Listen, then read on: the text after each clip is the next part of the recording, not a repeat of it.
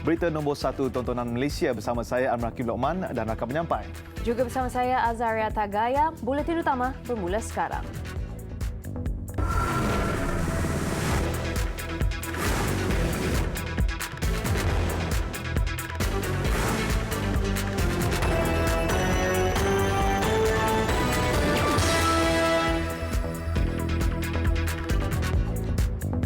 Pihak pendawaan akan buktikan Joe Low adalah bayangan atau alter ego Najib.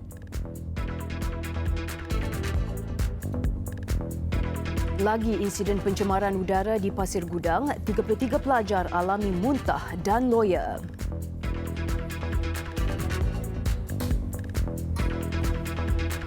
Perdana Menteri arah siasatan segera punca gangguan sistem di KLIA.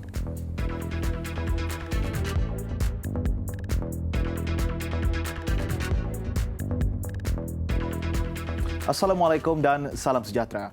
Pihak pendawaan akan membuktikan bahawa bekas Perdana Menteri Datuk Seri Najib Tun Razak memainkan peranan penting dalam skandal One Malaysia Development Berhad dengan objektif utamanya untuk kemewahan dirinya sendiri.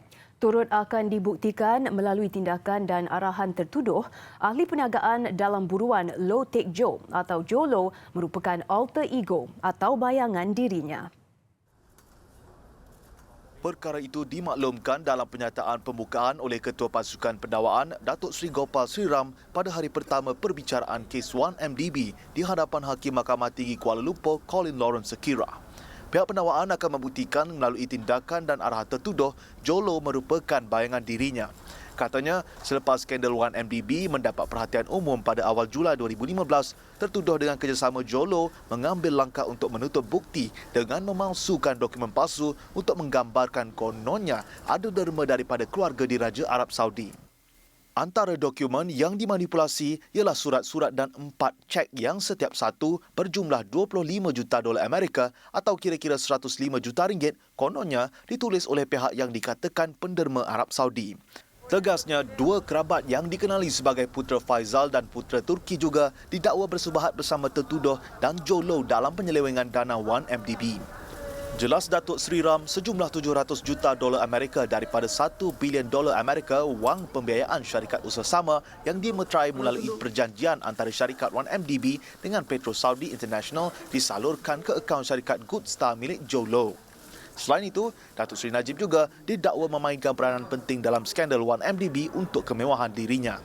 Ahli Parlimen pekan itu menghadapi 4 pertuduhan menggunakan kedudukannya untuk memperoleh suapan berjumlah 2.3 bilion ringgit dalam dana 1MDB dan 21 pertuduhan pengubahan wang haram membabitkan jumlah wang yang sama.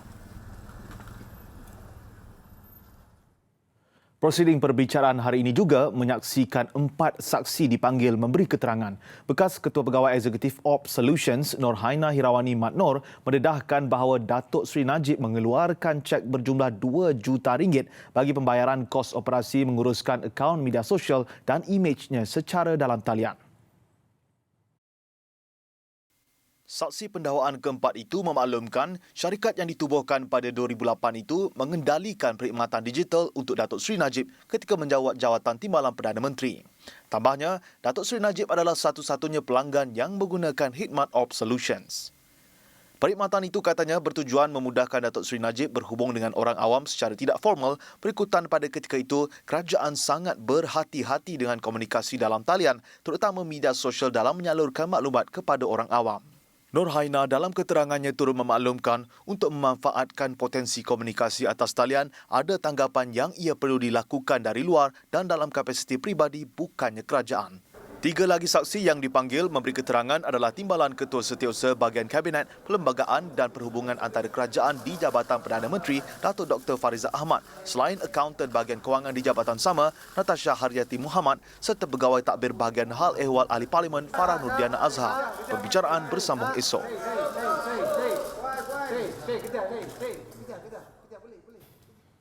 Insiden pencemaran udara terbaru di Sekolah Kebangsaan SK Taman Pasir Putih di Pasir Gudang yang menyebabkan 33 pelajar mengalami muntah dan loya disyaki akibat bau najis dari loji rawatan kumbahan yang berdekatan. Exco Johor Tan Cheng Chun berkata, bacaan parameter udara yang direkodkan oleh pihak Jabatan Alam Sekitar dan Bomba dan Penyelamat menunjukkan kualiti udara di kawasan sekolah adalah pada tahap yang normal. Beliau menerusi kenyataan medianya memaklumkan bacaan Volatile Organic Compounds VOC juga didapati pada para sifar. Ujarnya, pihak Kerajaan Negeri Johor memandang serius pencemaran bau terkini. Pihak Majlis Perbandaran Pasir Gudang MPPG diarah mengambil tindakan penyelenggaraan dengan secepat mungkin. Selain itu, langkah-langkah pemantauan kualiti udara akan dijalankan secara bersepadu dari semasa ke semasa. Sementara itu, seramai 17 orang daripada 33 orang murid direkodkan sebagai kes berulang pada pencemaran udara terdahulu. Julai lalu, punca kes pencemaran udara di SK Tanjung Puteri Resort di Pasir Gudang dipercayai najis burung, merpati dan hama.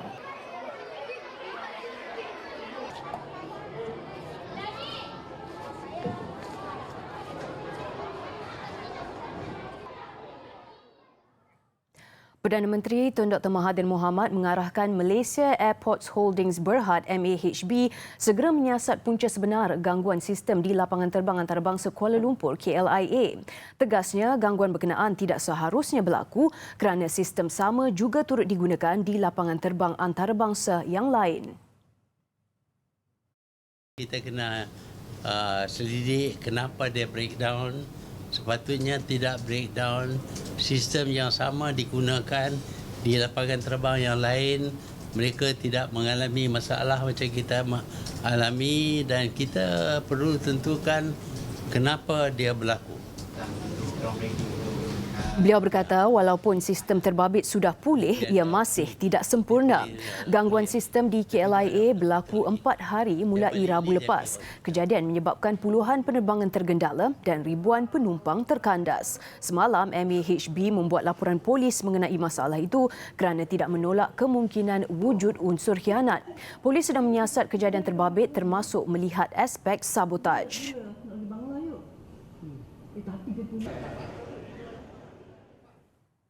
Kerajaan dalam pada itu mempunyai dana yang mencukupi untuk melaksanakan program sarapan percuma PSP di semua sekolah rendah melalui tahun hadapan. Peruntukan itu datang daripada pelbagai sumber kewangan kerajaan termasuk hasil kutipan cukai oleh Jabatan Kastam Diraja Malaysia. Sudah tentu kalau ada keperluan peruntukan tambahan kepada mana-mana kementerian, mereka beritahu dan kita akan timbang. Kalau kita mampu, kita akan bagi. Kementerian Pendidikan akan menyediakan program sarapan percuma untuk 2.7 juta murid sekolah rendah kerajaan dan sekolah rendah bantuan kerajaan melalui sesi persekolahan tahun depan. Penyediaan sarapan untuk murid sekolah rendah itu penting untuk proses pendidikan sivik dan disiplin dalam kalangan pelajar.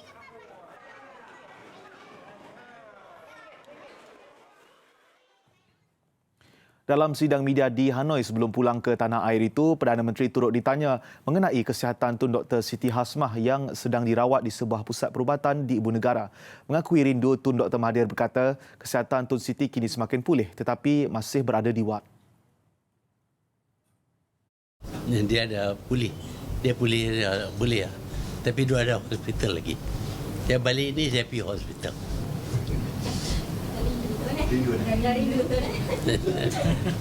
Yalah, 60 tahun kahwin.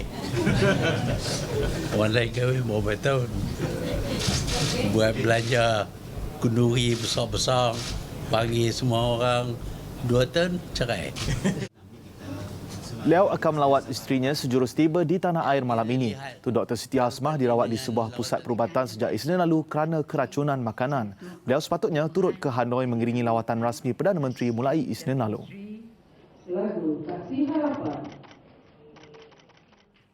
Dan pada akhir lawatan rasmi ke Vietnam, Tun Dr. Mahathir terharu serta kagum dengan pembangunan pesat negara terbabit.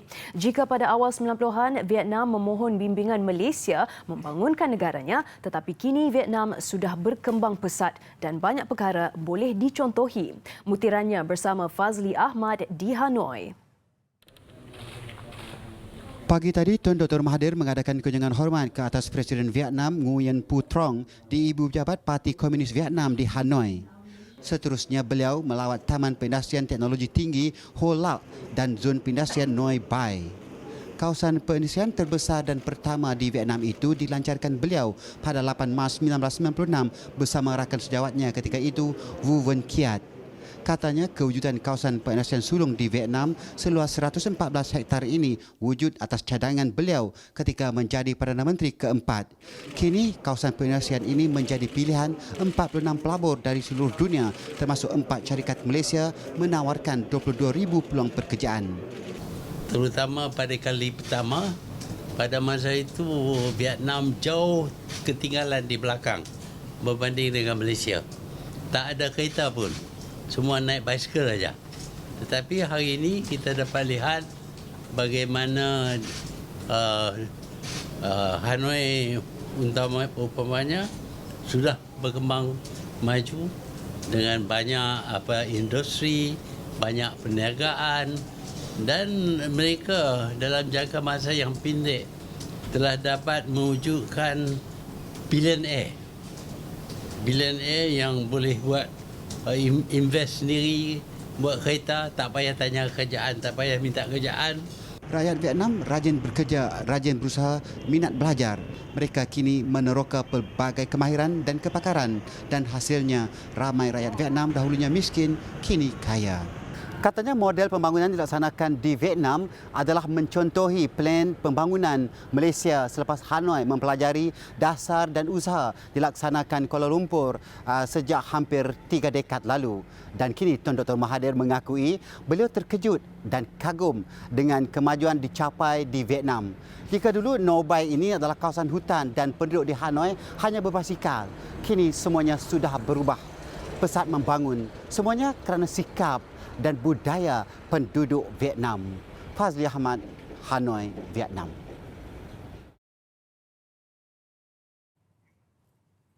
Susulan laporan aduan rakyat semalam berkaitan jalan DAU2 sehingga ke AU3 Keramat Kuala Lumpur yang rosak teruk akibat projek pembentungan yang dijalankan di kawasan itu, kontraktor Puncak Niaga Holding Berhad segera menurap 3 km jalan DAU3. Manakala baki lagi 2 km di AU2 akan dilakukan Majlis Perbandaran Ampang Jaya MPAJ dalam masa terdekat.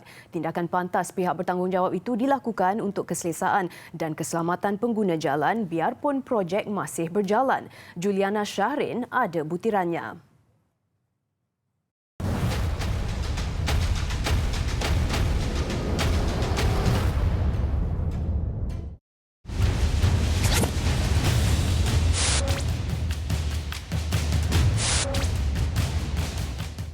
Pemaju projek pembentungan ini bertanggungjawab menyelenggara semua jalan yang terlibat dengan kawasan kerja-kerja pembinaan yang dijalankan. Dimaklumkan jajaran yang terlibat dengan pembinaan rangkaian paip pembentungan ini bermula dari Jalan Enggang di AU2 hinggalah ke Jalan AU3 Palang 1 dengan 28 lubang sedalam antara 6 hingga 16 meter digali untuk memasang paip berkenaan. Dianggarkan daripada 4.8 km jalan yang terlibat, lebih 2.9 km jalan telah siap, manakala 2 km jalan lagi masih dalam pembinaan. Projek yang sepatutnya siap tahun ini terpaksa dilanjutkan hingga tahun hadapan akibat beberapa masalah. Antaranya kontraktor menjumpai batuan di bawah tanah di beberapa lokasi korekan yang mengganggu kelancaran. Pengguna jalan raya mungkin tidak tahu ataupun tak dapat melihat apa yang berlaku di bawah ini. Antara cabaran dan kekangan yang dihadapi oleh kontraktor adalah untuk memecahkan batu yang berada di bawah ini bagi membolehkan mereka meletakkan paip. Dimaklumkan bahawa antara 0.5 hingga 1 meter saja dapat bergerak, dapat dipecahkan dalam masa 1 hari. Oleh sebab itu mereka memerlukan lebih banyak masa. Untuk itu pihaknya menambah mesin untuk mempercepatkan kerja. Pada masa sama, pihak Puncak Niaga Construction Sdn Berhad memberi jaminan akan terus menyelenggara jalan yang terlibat selain memastikan aliran trafik diuruskan dengan baik bagi mengelak kemalangan dari berulang. Dan untuk itu kita cuba minimalkan gangguan kepada pengguna. Kita ada sistem pengurusan trafik yang mana kita cubalah mengurangkan gangguan kepada pengguna-pengguna. Kita tak pernah tutup jalan, maknanya walaupun jalan ini sempit, kita menggunakan satu ataupun sebahagian. Jadi masih boleh lalu, dan untuk tu kita punya flagman yang bertugas 24 jam untuk memastikan keadaan trafik lancar lah. 10 hari bulan 8 kita telah buat turapan walaupun kerja belum siap, tapi kita dah buat turapan ni supaya memberi kesan kepada pengguna lah. Ini Sementara pasal apabila kita buat kerja ni masih ada lagi gangguan kepada keadaan bumi ni, dan kita akan buat turapan akhir apabila siap semuanya lah. Berhubung dakwaan tampalan yang dibuat tidak berkualiti, Datuk Yusof menerangkan terdapat beberapa kawasan yang terdapat punca mata air panas dan betonite, iaitu pelincir yang digunakan untuk kelancaran kerja-kerja pembicuan paip. Ketika tinjauan ini dilakukan, turut hadir Wakil Adun Hulu Kelang. Di Facebook warga Taman Keramat ada suara-suara yang mempersoalkan mana kelibat wakil rakyat mereka. Jadi YB sebenarnya bukan berdiam diri, tetapi YB banyak berhubung dengan pihak MPAJ dan juga Puncak Niaga Sdn Bhd dalam untuk mengatasi masalah ini. Sebab kita sedia maklum dalam sesuatu projek pembinaan memang berlaku masalah ketidakselesaan kepada pengguna jalan raya. Masalah berkenaan kami ajukan kepada pihak MPAJ. Pengarah kejuteraannya Zafrul Fazri Muhammad Fauzi memaklumkan 3 denda sebanyak RM8,000 dan 3 kompaun bernilai RM75,000 telah dikenakan terhadap pihak berkaitan di bawah Akta Jalan Parit dan Bangunan 1974. Turut dimaklumkan pemantauan dilakukan seminggu sekali selain mesyuarat kemajuan kerja diadakan bersama pemaju setiap bulan. Kita telah pun mengarahkan syarikat Puncak Niaga untuk menampal jalan. Tetapi pada ketika ini juga sebelum arahan dikeluarkan, pihak Puncak Niaga bukan tidak melaksanakan. Mereka ada juga mengambil tindakan tetapi tidak begitu komprehensif, tidak begitu menyeluruh. Dan lanjutan daripada itu, pihak majlis juga akan membuat susulan, kerja-kerja susulan kawasan-kawasan yang tidak dilaksanakan oleh Puncak Niaga. InsyaAllah MPAJ akan laksanakan selanjutnya sehingga ke kawasan Datum Jelatik untuk keselesaan pengguna jalan raya dan untuk mengurangkan kemalangan. Beliau turut mengingatkan pengguna jalan raya agar lebih berhati-hati kerana kerja pembinaan masih dijalankan sehingga akhir tahun depan.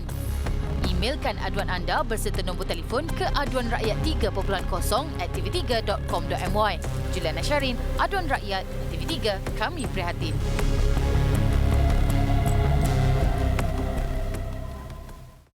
Samsung telah melancarkan telefon pintar premium terbarunya Samsung Galaxy Note 10 yang memberikan kebebasan kepada penggunanya untuk bekerja dengan cara tersendiri dan menyelahkan kreativiti.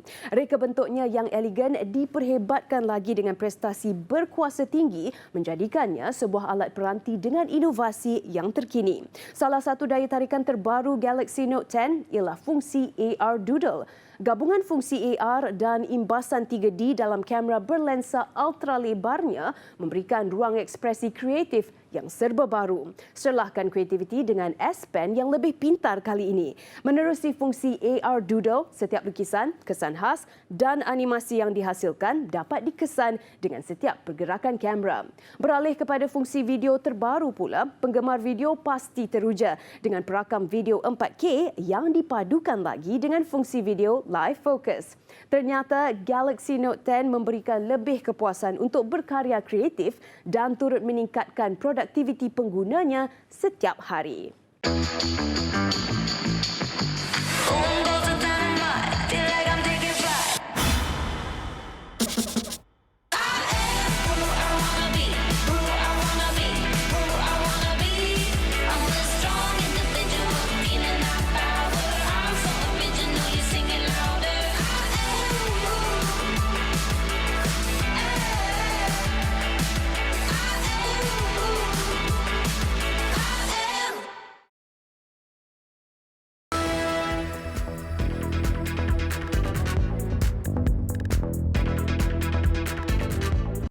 Kembali berinformasi, Rapid Bus Sdn Bhd Rapid Bus akan menjalankan perkhidmatan percubaan bas mini kepada pengguna di T300 dari Bukit Indah ke Ampang Point. Tempoh percubaan bermula 1 September hingga 29 November membabitkan 3 buah bas mini. Menurut Ketua Pegawai Eksekutif Rapid Bus, Muhammad Yazurin Salij, perkhidmatan percubaan ini bertujuan menambah baik perkhidmatan bas sedia ada. Pihak Rapid Bus juga akan mengambil pandangan terhadap nilai kesesuaian daripada pengguna mengenai perkhidmatan bas mini itu ketika tempoh percubaan. Kekerapan bas mini adalah setiap 15 minit pada waktu puncak dan 25 minit pada bukan waktu puncak. Waktu perkhidmatan pula adalah dari jam 5.30 pagi hingga 11.40 malam.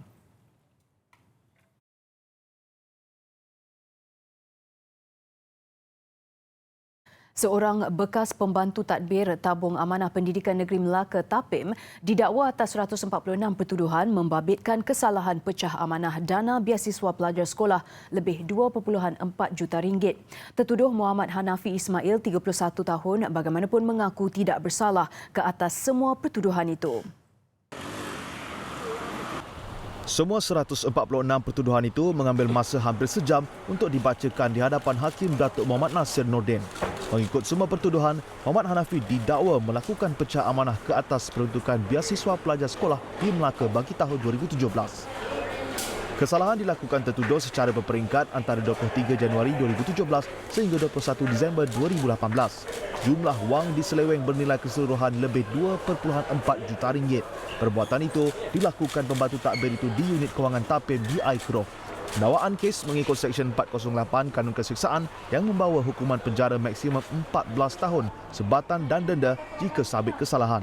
Tertuduh dibenarkan diikat jamin RM250,000 bagi semua pertuduhan. Sebutan semula kes 2 Oktober depan.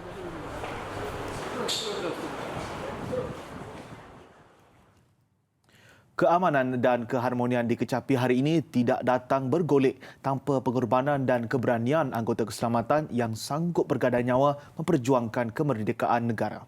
Salah seorang daripadanya, bekas pegawai polis cawangan khas Datuk Paul Keong yang mempertaruh nyawanya hampir 1 dekad menentang pemberontakan komunis antara tahun 1968 sehingga 1989. Sempena Bulan Kemerdekaan, wartawan Siti Khadijah Jaafar berpeluang menemui insan berjasa itu. Menyertai pasukan Sang Saka Biru pada 1967 sebagai konstebel, antara tugasan paling mencabar adalah merisikokan nyawa dengan menyamar dan menyusup masuk menjadi sebahagian kumpulan komunis di Ipoh Perak. Berdasarkan strategi operasi, Datuk Paul terlebih dahulu mendekati komunis di bandar atau kumpulan bawah tanah dan seterusnya mendapatkan kepercayaan mereka untuk bekerjasama sebelum membawanya masuk ke hutan bagi penyamaran. Now our strategy at the time was to destroy the underground, communist underground. Because these underground units are the one yang bagi logistic support kepada militant in the jungle. Once we cut off the logistic support to the militant, I think the militant would have a lot of problems getting food, clothing, equipment, dan etc. Selama hampir 6 tahun menyamar, semua maklumat seperti fahaman komunis, percakapan, pakaian, pemikiran, latar belakang komunis termasuk diri sendiri perlu sealiran dengan mereka. Kehebatan beliau dalam penyamaran terbukti apabila tiada seorang pun dalam kalangan anggota komunis menyedari perkara itu. When you are with them as a communist, you don't ask them where are you from. You don't ask them which school you come from.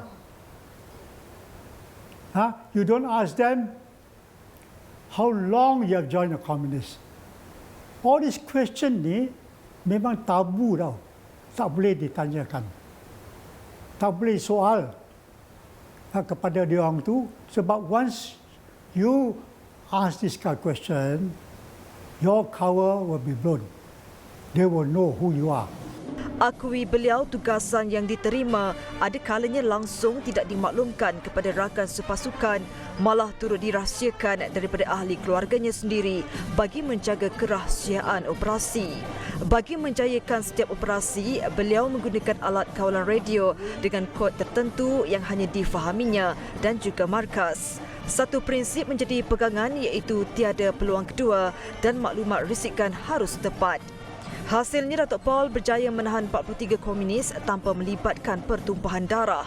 Manakala dalam operasi lain pula, beliau menembak 5 pengganas yang menyerang hendak pasukannya yang turut memperoleh kejayaan besar.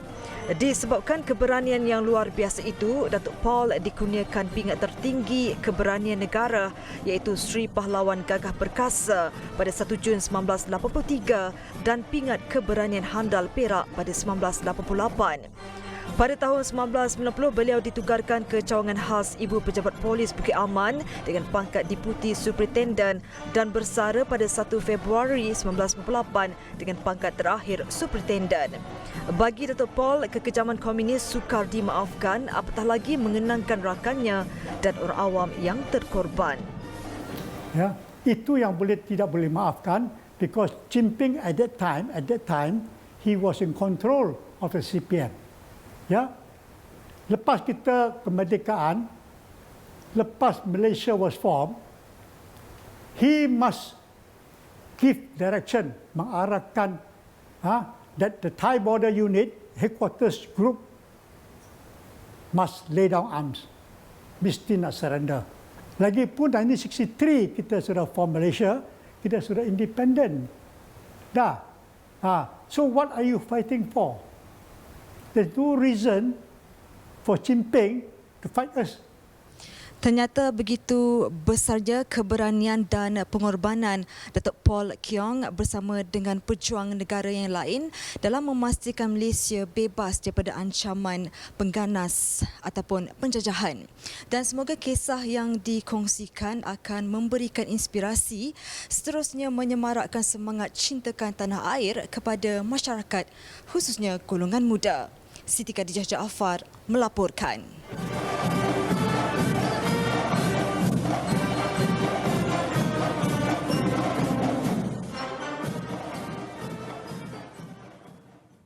Perdana Menteri Tun Dr. Mahathir Mohamad mengakui antara tanggungjawab paling mencabar dihadapi beliau ketika memimpin Malaysia adalah menjaga sensitiviti masyarakat berbilang kaum. Beliau berkata setiap percakapan dan perbuatan perlu dilakukan secara berhati-hati tanpa menyinggung perasaan mana-mana kaum. Paling susah. Paling susah ialah kerana negara kita ini negara bilang kaum. Kita perlu berhati-hati apa kita berkata sesuatu, kita tidak kena sensitiviti kaum-kaum tertentu. Apa yang kita buat, apa yang kita kata tidak menyebabkan perasaan resis ini timbul. Perkongsian itu dibuat melalui video berdurasi 4 minit bertajuk Apabila Dr. Mahathir ditanya mengenai merdeka yang dimuat naik di YouTube Cik Dad Official hari ini. Mengulas mengenai erti kemerdekaan sebenar pula, beliau berkata masyarakat kini masih sentiasa terpengaruh dengan maklumat yang diperoleh. Justru golongan muda dinasihatkan untuk lebih sedar serta mengetahui keadaan sebenar dalam negara. Memang breakfast di rumah sikit. Soalan sikit boleh tak? Boleh. Doktor nak tanya sikit.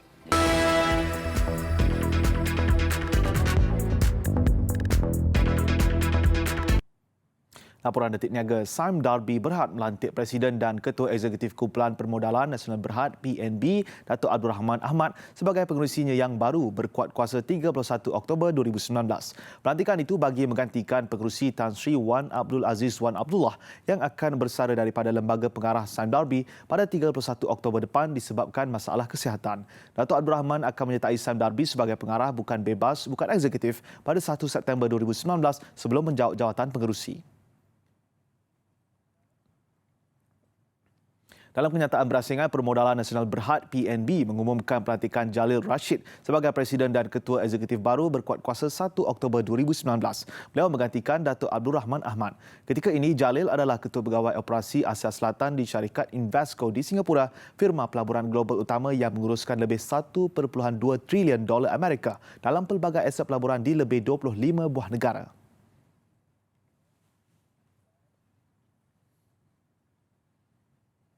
Telekom Malaysia Berhad merekodkan lonjakan keuntungan bersih 63.1% kepada 422.46 juta ringgit bagi tahun kewangan berakhir 31 Disember 2019 daripada 259.09 juta ringgit dicatat tahun lalu. Prestasi memberangsangkan itu bersandarkan usaha mengoptimumkan kos serta prestasi lebih baik bagi perniagaan terasnya. Pendapatan bagi Tempoh dikaji bagaimanapun susut 4% kepada 5.55 bilion ringgit. For short term, I think will be within the guidance, within the revenue guidance. But for future, I'm quite bullish that we are able to do it. Because when we start looking at the new revenue stream, there's a possibility of possible. We will improve our mobile that currently we are running with company called Railway. And once we improve that, I think there's high possibility we can get much more. Mengenai perbelanjaan modal, syarikat katanya melabur 450 juta ringgit dalam tempoh yang dikaji. TM sudah bersedia untuk melaksanakan perkhidmatan 5G.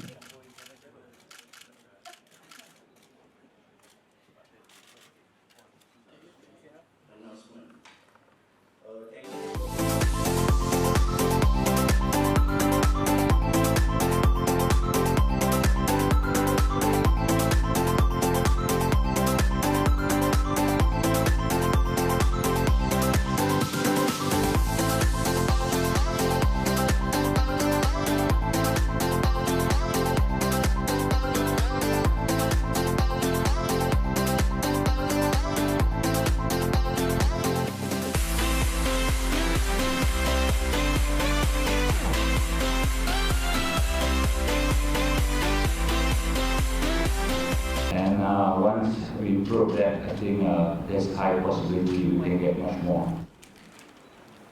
Mengenai perbelanjaan modal, syarikat katanya melabur 450 juta ringgit dalam tempoh yang dikaji. TM sudah bersedia untuk melaksanakan perkhidmatan 5G.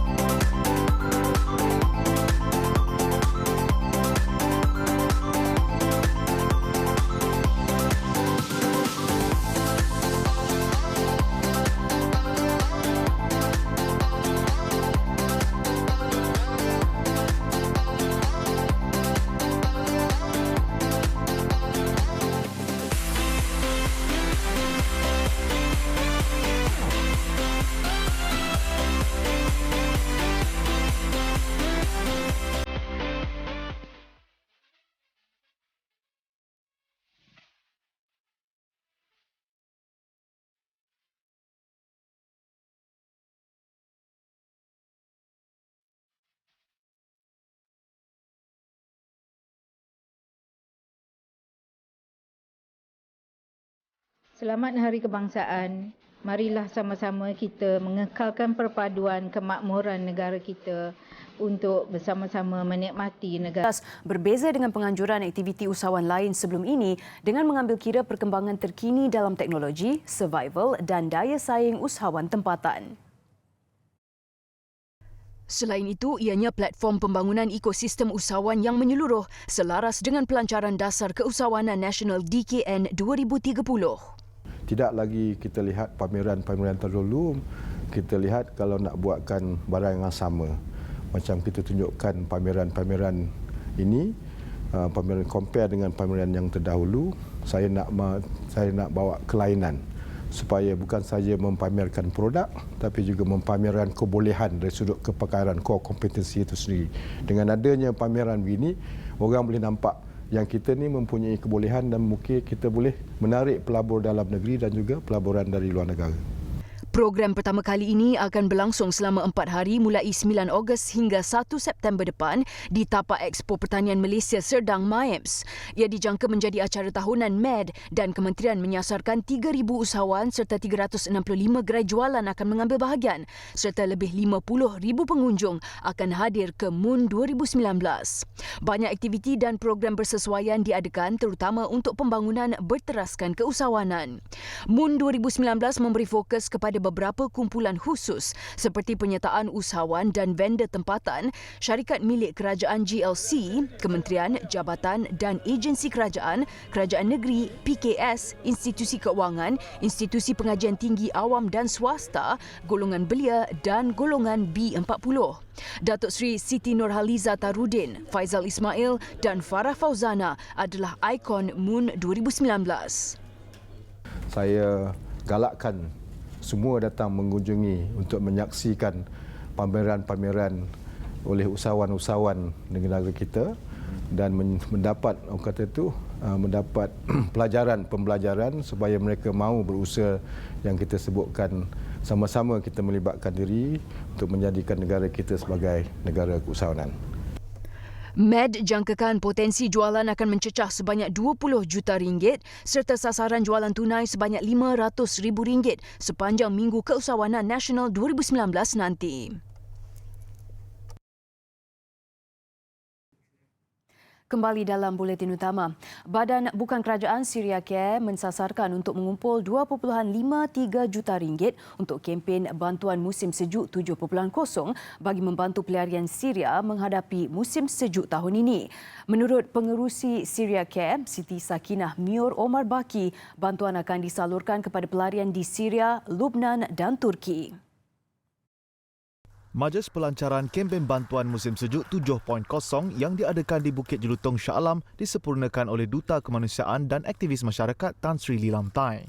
Siti Sakinah berkata, Syria Care telah membuat persiapan untuk menghantar 3 kontena berisi 13,000 selimut, 5,000 jaket berkualiti tinggi, 5,000 topi dan 5,000 pasang kasut boot. Untuk barangan secara fizikal yang kita ingin hantar ke sana, kami dalam usaha untuk menyediakan 3 kontena bagi selimut dan juga pakaian kanak-kanak, dan ini kita jangka akan sampai dalam penghujung Oktober supaya kita sudah mula boleh buat agihan pada awal November. Selain itu, 100 buah kemah juga akan didirikan bagi kegunaan pelarian Syria. Tambah Siti Sakinah, lebih banyak dana diperlukan bagi menyediakan pek makanan, bahan bakar dan alat pemanas. Syria Care mengharapkan sumbangan daripada orang ramai bagi memastikan penghantaran bantuan dapat dibuat dengan segera. Bantuan yang dihulurkan oleh Syria Care akan serba sedikit mengurangkan beban pelarian Syria yang akan berdepan dengan musim sejuk pada Disember. Selain daripada bantuan makanan, mereka juga amat memerlukan selimut dan pemanas untuk meneruskan kehidupan harian. Amirul Haziq Syamsul Asmadi melaporkan. Malaysia dan Pertubuhan Kerjasama Islam OIC digesa campur tangan untuk mengembalikan status autonomi wilayah Jammu dan Kashmir yang dimansuhkan oleh Kerajaan India. Ahli Dewan Undangan Azad Jammu dan Kashmir Abdul Rashid Turabi berkata, krisis itu perlu ditangani segera kerana orang awam terutama pelajar sekolah di kawasan Garisan Kawalan LOC menjadi sasaran tentera India. My name is Abdul Rashid Turabi. Abdul Rashid, 65 tahun, yang juga bekas Presiden Parti Jamaat-e-Islami Pakistan Azad Jammu dan Kashmir berkata, isu status autonomi perlu ditangani segera kerana krisis di wilayah yang ditadbir India semakin meruncing. Most experienced leader of the world, and he has a credential and he has a goodwill. Alhamdulillah, and we have total confidence on him. I think Dr. Mahathir Mohamad and such dignitaries, they should play a role. They should use their bilateral influence to diffuse this situation and to help out Kashmiris to have their right of self-determination. We are very grateful to Malaysian government and people They have extended support. Tambah beliau, sebarang pertempuran antara dua negara kuasa nuklear berkenaan sudah tentunya akan menggugat keamanan serantau. We demand that the issue should be settled peacefully. Many international dignitaries offered mediation. President of USA, President Trump, he also offered mediation. President of Turkey, Tayyip Erdogan, he also offered mediation to resolve this issue. Ujarnya, walaupun Pakistan menerima tawaran itu, India enggan mengadakan sebarang rundingan atas alasan status Kashmir adalah isu dalaman dan tidak memerlukan campur tangan pihak luar. Pendirian New Delhi itu jelasnya akan memburukkan lagi keadaan di wilayah berkenaan. Perdana Menteri Britain Boris Johnson umum melanjutkan tempoh penggantungan Parlimen dari awal September hingga 14 Oktober. Tarikh berkenaan 2 minggu sebelum United Kingdom dijadual meninggalkan Kesatuan Eropah EU pada 31 Oktober.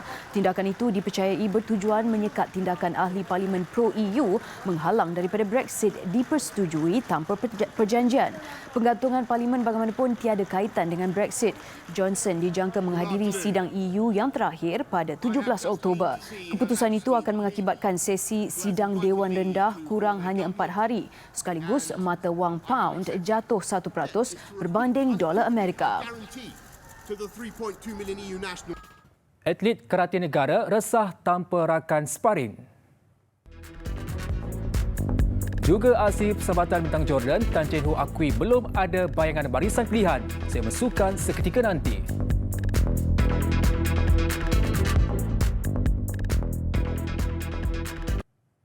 Assalamualaikum dan salam sejahtera. Selepas meraih pingat gangsa di arena sendiri pada Tamasya Sukan SEA 2017, atlet karate negara A. Suman Roy kini mahu pencapaian lebih memberangsangkan di Filipina. Cuma yang meresahkan Suman Roy, persiapannya agak terganggu berikutan tiada rakan berlatih yang sesuai dengan ketinggiannya untuk latihan yang lebih kompetitif. Soman mengakui dia memerlukan rakan berlatih yang mempunyai ketinggian yang sama ataupun lebih tinggi dan menganggap atlet dari Iran adalah yang paling sesuai. Ini kerana atlet yang berusia 21 tahun dari Negeri Sembilan menaruh harapan tinggi untuk meraih emas kategori komite lelaki atas 85 kg pada Tamasya Dwi tahunan itu. So far, I'm training with my own national athletes, which is quite same as my height and shorter than my height. I hope I follow coach's words. I need more opponents from overseas, which is saying is coming before SEA Games from Iran. I hope MSN, ISN, and Macau will approve those sparring partners to come here before SEA Games for our SEA Games preparation. Bagi jurulatih karate negara Ali Rizal Soleimani, dia juga merancang untuk membawa atlet dari Iran memandangkan skuad negara juga pernah berkampung di sana untuk kem latihan pada Julai lalu. Di samping berharap pihak MSN dan juga MAKAF dapat memenuhi permintaan serta memberi keputusan secepat mungkin. Soman Roy very tall, but actually all opponents here very short. He don't have any sparring. That's why not we want without sparring. We say we want medal from him because we need sparring, we need exposure, we need competition minimum with his size. Usually training with short people. Karate pada Sukan SEA 2017 di Kuala Lumpur berjaya menyumbang 7 emas, 2 perak dan 4 gangsa daripada 16 acara yang dipertandingkan. Dan di Filipina, skuad karate negara meletakkan sasaran untuk membawa pulang 4 emas menerusi acara kata dan 3 acara komite. Dalam perkembangan lain, pemain perseorangan wanita Go Jin Wei membawa kabar gembira buat skuad badminton. Pemain yang semakin pulih daripada kecederaan mula menjalani latihan dan bersedia untuk mempertahankan pingat emas yang diraih pada edisi 2017. Menurut pengarah kejurulatihan badminton negara, Wong Chun Han, dia percaya dengan kebolehan Jin Wei dan yakin atletnya akan pulih sepenuhnya dalam masa terdekat. Meskipun tidak menyertai latihan intensif seperti dahulu, namun Jin Wei menjalani latihan yang sistematik dengan intensiti yang cukup untuk dia mempamerkan perkembangan yang positif. Jin Wei sudah mulai latihan di dalam court dan juga progres pemulihan dia kira bagus. Dari dari nasihat doktor. So kita rasa lega lah dengan perkembangan pemulihan Jin Wei. Jika perlu, Jin Wei akan dihantar untuk menyertai mana-mana pertandingan untuk menguji kemampuannya sebelum beraksi di pentas Sukan SEA November ini. Perkembangan kesihatannya turut dipantau dari masa ke semasa secara terperinci supaya dapat pulih serta mencegah dari kecederaan lain. Untuk rekod dalam edisi 2017 di Kuala Lumpur, skuad negara hanya meraih 1 pingat emas menerusi Jin Wei daripada 7 pingat emas yang dipertandingkan selain turut meraih 5 perak dan 2 gangsa. Walaupun perlawanan persahabatan menentang Jordan hanya berbaki 2 hari saja lagi, Ketua Jurulatih Harimau Malaya Tan Chen Ho nampaknya tidak tergesa-gesa untuk menentukan kesebelasan pemain terbaik. Sebaliknya, Chen Ho dilihat lebih selesa memberi tumpuan kepada memantapkan tahap keserasian dan memperkemaskan aspek taktikal dalam sesi latihan skuad kebangsaan ketika ini. Kita nak juga pemain-pemain dalam keadaan yang tak asal tertekan lah, walaupun kita tahu kelayakan Piala Dunia ni adalah kompetisi pertandingan yang tertinggi dalam dunia, so kita tak mau pemain-pemain terasa tertekan menghadapi dua perlawanan nanti. Dalam pada itu, Chen Ho mengesahkan pemain naturalisasi negara Muhammadul Sumareh tidak boleh diturunkan dalam aksi persahabatan menentang Jordan di Stadium Nasional Bukit Jalil Jumaat ini. Sumareh diketepikan kali ini bukan kerana faktor ketegasan. Sebaliknya, pemain lincah pang itu masih menjalani hukuman pergantungan 4 perlawanan oleh Persekutuan Bola Sepak ASEAN AFF. Bagaimanapun, apa yang melegakan, hukuman pergantungan itu hanya membabitkan perlawanan persahabatan dan Sumareh dibenar beraksi menentang Indonesia 5 September nanti dalam pusingan kedua kelayakan Piala Dunia 2022 dan Piala Asia 2023. Stadium baru bagi pasukan Johor Darul Takzim JDT yang terletak di Iskandar Puteri kini fasa terakhir dan hampir siap. Menurut pemilik Johor Darul Takzim JDT, Tunku Ismail Sultan Ibrahim, stadium yang akan menjadi gelanggang baru pasukan JDT itu dijangka siap Disember tahun ini atau awal Januari tahun hadapan. 4 hari bulan will be kita punya perasmian untuk HQ kita, headquarter JDT kita. Dan selepas itu saya rasa Disember insya-Allah stadium siap ataupun mungkin dalam Disember, Januari gitu. Jadi saya really looking forward dengan perkembangan ini kerana saya rasa ini perkembangan yang amat positif untuk klub JDT. Good. Saya lebih to be honest bukan saja pasal dapat stadium yang lengkap, tetapi saya lebih looking forward untuk kualiti padang tersebut. Beliau berkata demikian kepada media selepas tamat perlawanan persahabatan di antara pasukan JDT pilihan TMJ dan pasukan tim Media FC TMFC di Stadium Tan Sri Haji Hassan Yunus Lakin semalam. Tambah Tunku Ismail, aspek kualiti padang amat dititik beratkan di samping kelengkapan dan fasiliti bagi stadium baharu yang masih dalam proses pembinaan. Beliau turut berharap stadium baru itu akan menjadi stadium terbaik di rantau Asia Tenggara dalam konteks stadium bola sepak. Stadium baru itu dijangka digunakan pada Februari tahun hadapan dan bakal menjadi kebanggaan bagi penyokong dan pasukan JDT. Stadium berkapasiti 40,000 penonton itu turut dilengkapi dengan pelbagai fasiliti dan kemudahan untuk pemain, penyokong dan juga pengamal media. Ini termasuk juga dengan ruang orang kenamaan.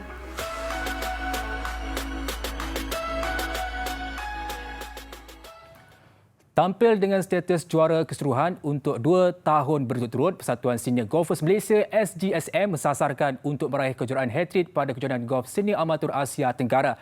Lebih-lebih lagi ketika Malaysia tampil selaku tuan rumah pada edisi ke-36 kejuaraan September nanti. Turut mengintai peluang Idris Ngah yang juga merupakan juara edisi 2017 untuk mengungguli kategori individu. Ini kali ke-10 Malaysia akan menjadi tuan rumah kejuaraan golf senior amatur Asia Tenggara selepas penganjuran kali terakhir pada 2012. Sebagaimana edisi sebelum ini, 6 buah negara menghantar wakil membawa kepada jumlah seramai 256 peserta akan bertarung bagi merebut kejuaraan. Tiap negara diberikan jatah mengikut bilangan ahli senior golfer dalam negara tersebut. Jadi Malaysia kita dapat 46 jatah. Jadi berbanding dengan Thailand, dia dapat 66, Indonesia 50. Jadi ini berdasarkan kepada bilangan ahli dalam persatuan masing-masing. Edisi ke-36 kejohanan kali ini juga bakal menjadi penampilan ketiga Idris Ngah yang juga merupakan juara edisi 2017. Terlepas gelaran juara pada edisi tahun lalu, Idris bertekad untuk kembali bergelar juara buat kali kedua. Ini memandangkan kita tuan rumah. Saya akan berusaha lebih keras lagi untuk mempertahankan kejuaraan kita, dan sebagai pemain individu saya juga menjadi matlamat sendiri untuk menjadi juara pada kali ini. Setelah menang di Filipina dan tewas tahun lepas di Jakarta, hopefully tahun ini saya boleh ambil balik kejohanan itu. Kejohanan golf seni amatur Asia Tenggara akan berlangsung di Kelab Golf Glenmary bermula 23 sehingga 25 September. Laporan itu tadi mengakhiri segmen sukan malam ini. Saya Nazri Atari. Aktifkan diri anda dengan sukan dan teruskan menonton Buletin Utama. Assalamualaikum dan salam hormat.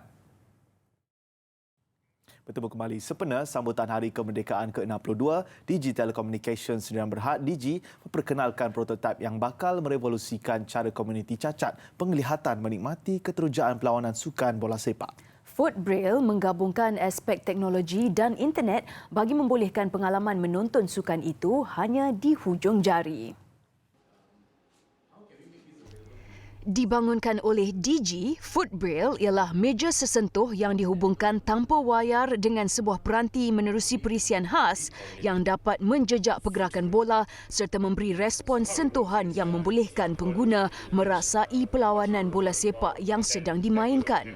Pengalaman yang diperkenalkan melalui video Hari Kebangsaan Digi untuk tahun ini turut dimeriahkan lagi dengan suara ulasan perlawanan untuk membolehkan para pengguna benar-benar mendalami permainan itu. So this is beyond telecommunication. So when we have when we first met the blind football players, our national blind football players, kita nampak macam mana diorang main bola, macam mana diorang enjoy the match kan, enjoy football. Lepas tu kita bercerita dengan pemain, dengan coach, and coach tunjuk masa players dia pergi tengok football, live football. Coach akan pegang tangan diorang and trace dia punya movement bola tu. And that actually gave us inspiration. How do we elevate this experience using technology and skill? In this National Day celebration, we thought that a project where we can extend an experience, right, a sporting experience that we feel that can unify a lot of Malaysians together through tech, which is our core capability, right? Prototipe ini boleh juga disesuaikan untuk pelbagai acara sukan dan kegunaan lain. Buletin utama sampai ke penghujungnya. Sebelum berpisah, kami tinggalkan anda dengan aksi kejohanan speed stacking sambil menutup mata edisi 2019 di Selangor. Dengan itu, salam hormat. Selamat malam dan Assalamualaikum.